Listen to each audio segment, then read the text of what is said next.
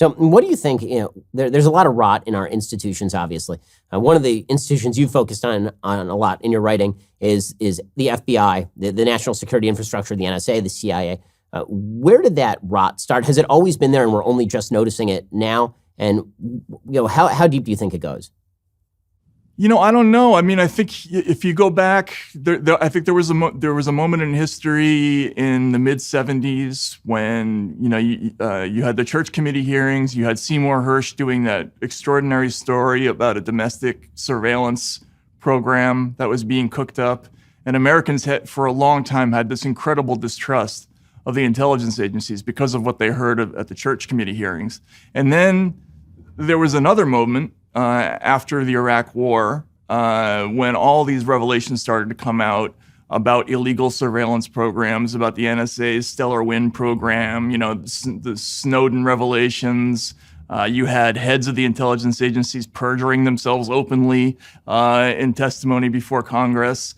And if you remember, it wasn't that long ago, just before Donald Trump got elected, there was tremendous animosity across the board in America and distrust towards those institutions. And then what happened was, I think Donald Trump got elected, and a lot of the people in those institutions presented themselves as the defenders of democracy. We're the ones who are going to save you from Donald Trump. And suddenly they got all this great press, and they revived themselves. It was kind of this amazing media comeback story in a way.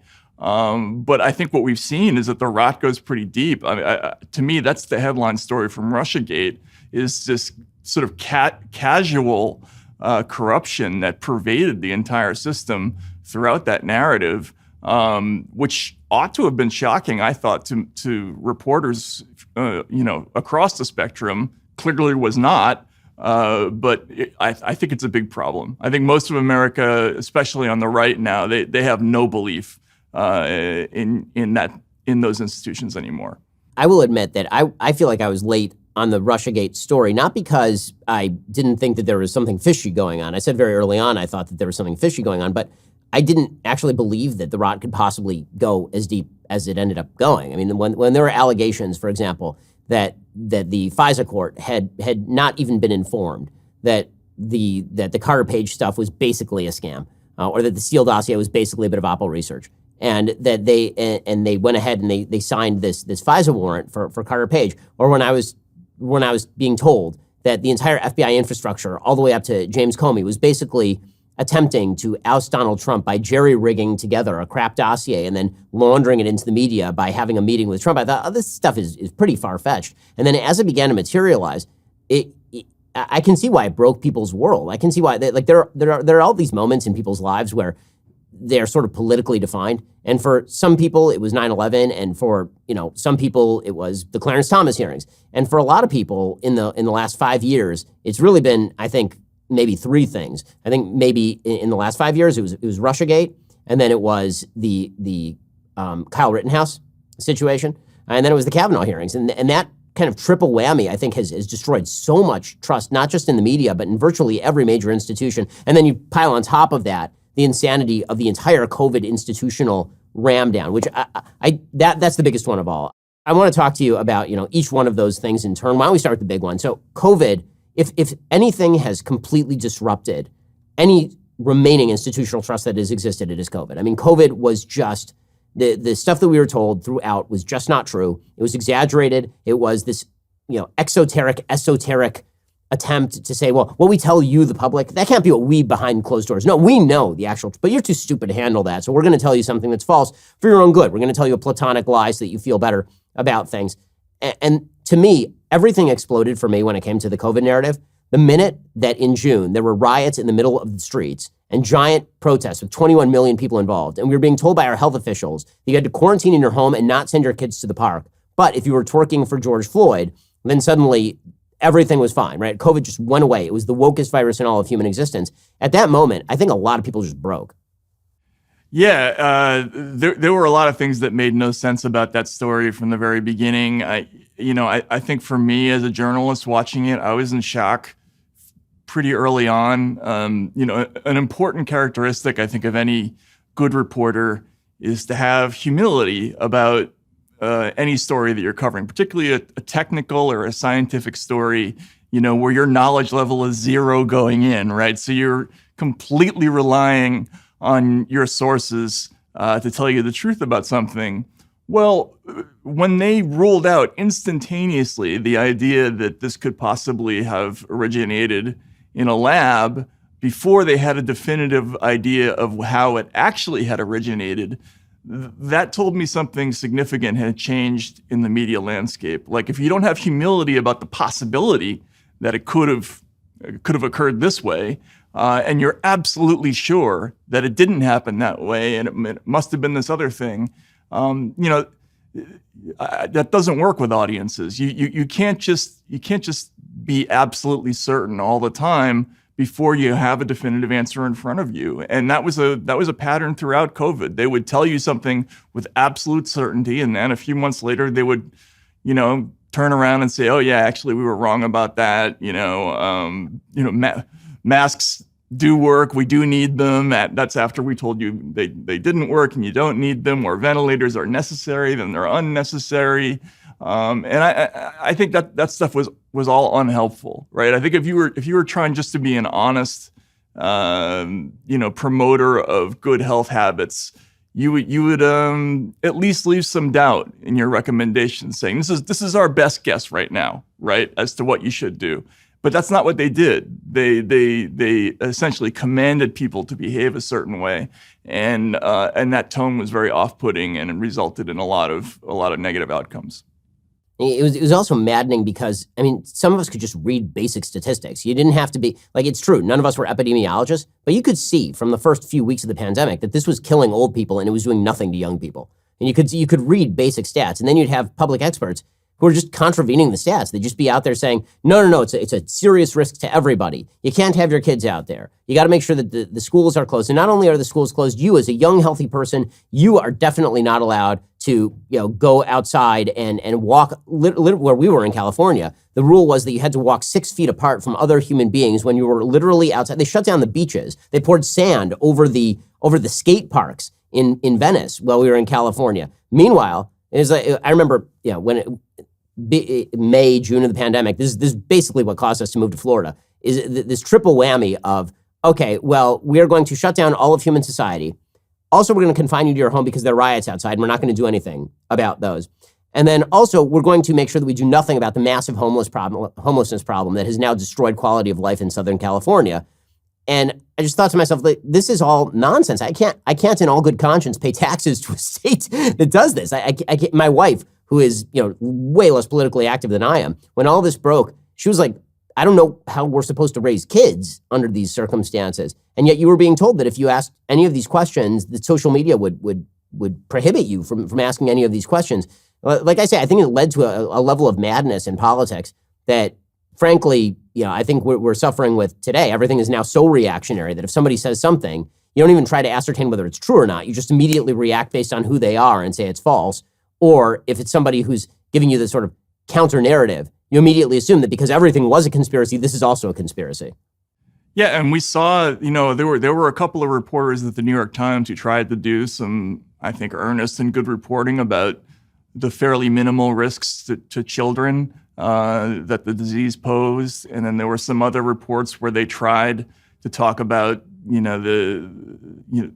basically how safe you were being outside, and that you didn't really need to wear a mask.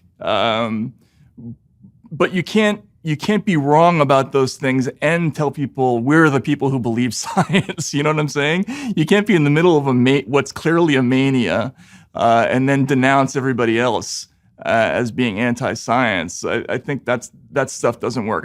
There were people clearly on the right who had some other ideas, I think, that were not right about the virus, but the messaging on, from the mainstream media was inconsistent at best, I thought, condescending, and contradictory often.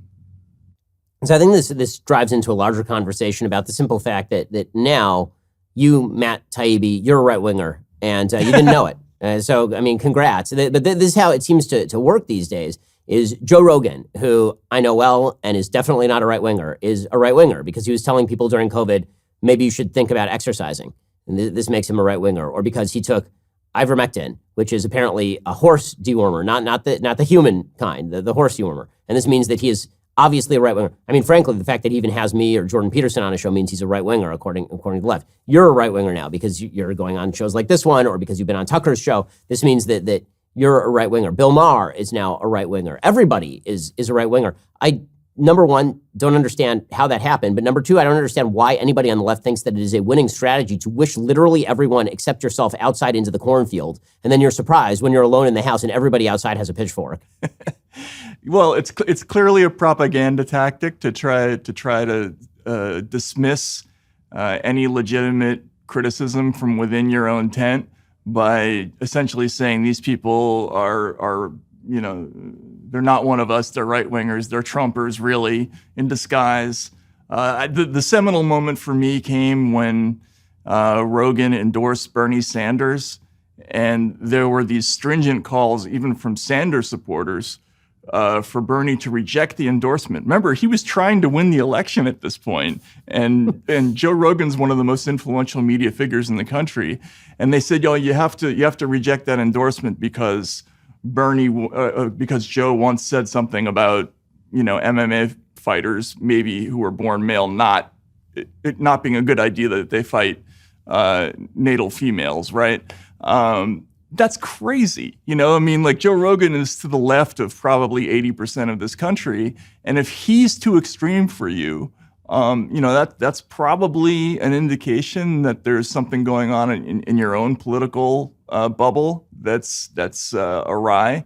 To me, he's no kind of right winger. He's got opinions that sort of are like the average person, basically, right? And that's how he presents himself, and that's why he's successful. I think that's why his show is successful. He doesn't try to pose as anything other than what he is, and yet he's denounced. And that's, again, I just think it's a losing strategy.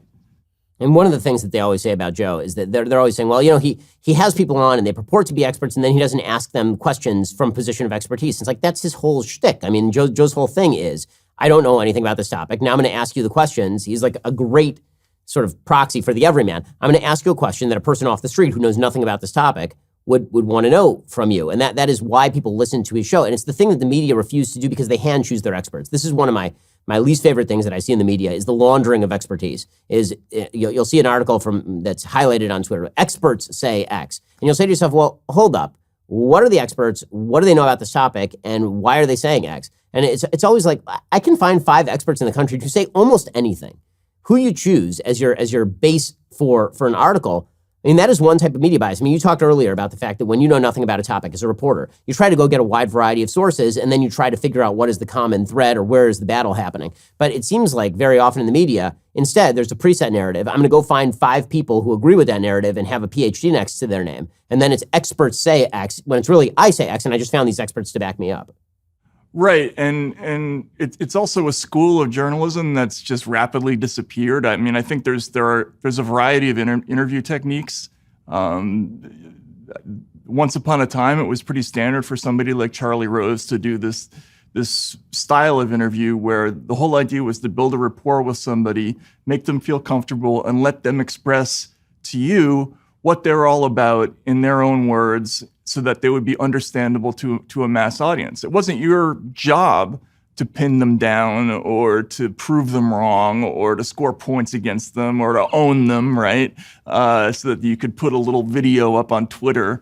This is where I got this person, right? Like that's not what the job was. The job was, it's an informational job. You're trying to learn what this person is all about. That's why Mike Wallace interviewed the Ayatollah Khomeini, right? Like, he did ask tough questions, but part of it is just trying to understand the phenomenon, right?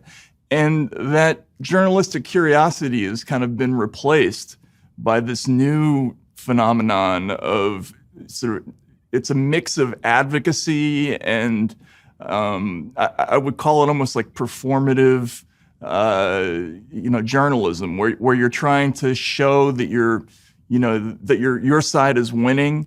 It doesn't do a whole lot for audiences in terms of educating them about a subject.